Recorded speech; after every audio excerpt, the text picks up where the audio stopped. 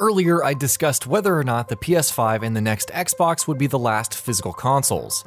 I wound up concluding that physical consoles are inevitably going to go extinct in an increasingly cloud-centric environment. The big question remaining is just when will this happen?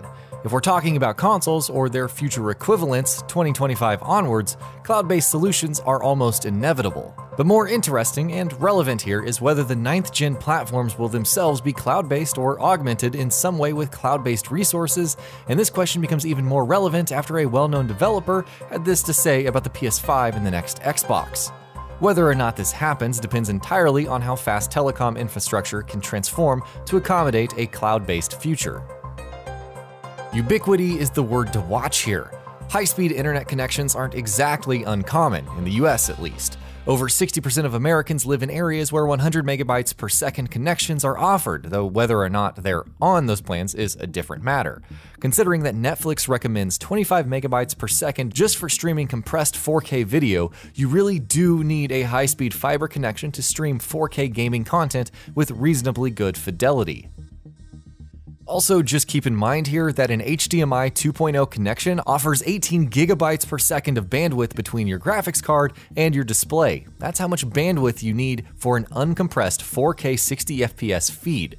While we're a ways away from 20 gigabytes per second internet, with a bit of compression, a 100 megabytes per second connection ought to handle a 4K gaming stream without too much trouble.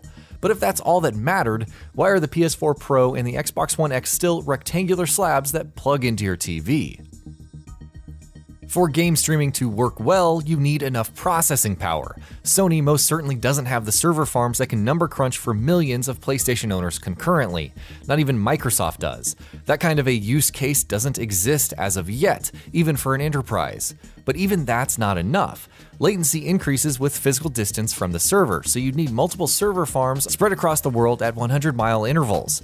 It's not as if console manufacturers don't have the resources to make that happen right now. After all, if there are 60 million PS4s out there, Sony's ordered at least 100 million SoCs from AMD. It's just that such a major change in their business model, from being the manufacturer of plug-in consoles to providing a cloud-based streaming service, will take a considerable amount of time, not just for capacity building, but for educating the market. Just how do you get across the message that the next PlayStation is on the cloud? There are somewhere around 60 million PS4s and PS4 Pros out in the wild. Sony is a slice of server time.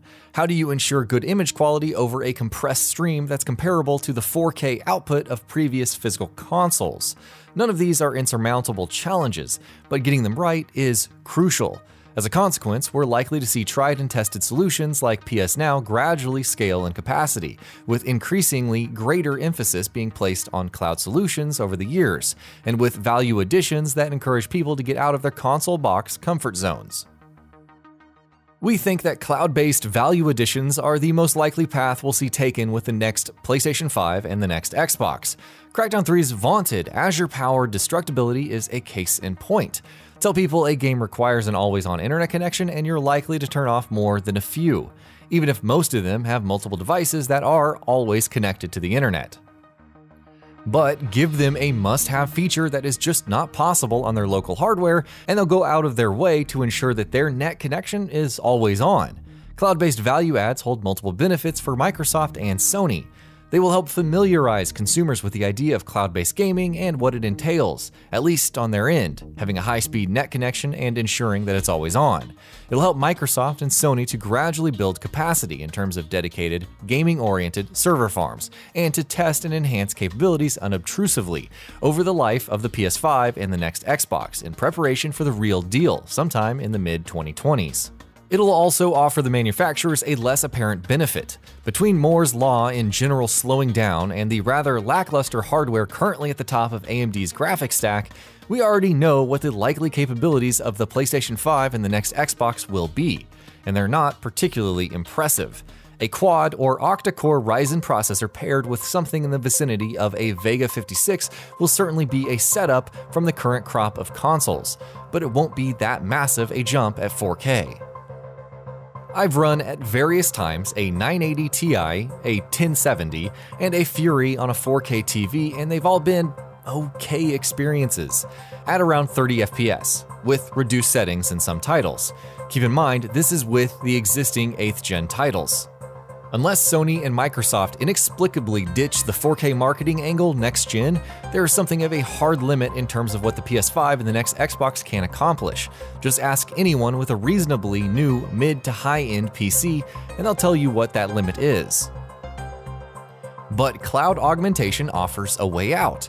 Offload complex calculations for extra goodies like Crackdown scale destructibility or enhanced AI to free resources that can be dedicated towards visuals, and games can look and play better than they currently do, even without a massive leap in hardware capabilities. Of course, the cloud is the future, and with 2020 around the corner, the future's closer than ever. But while cloud-based gaming is inevitable, the next step up the ladder, the PS5 and the next Xbox, will likely give us cloud training wheels before the real thing. Crawl, walk, then run. And that about does it for this video. If you enjoyed what you watched and want to see more from Gaming Bolt, you can always hit that subscribe button and turn on the bell icon next to it. That way you will never miss any of our videos.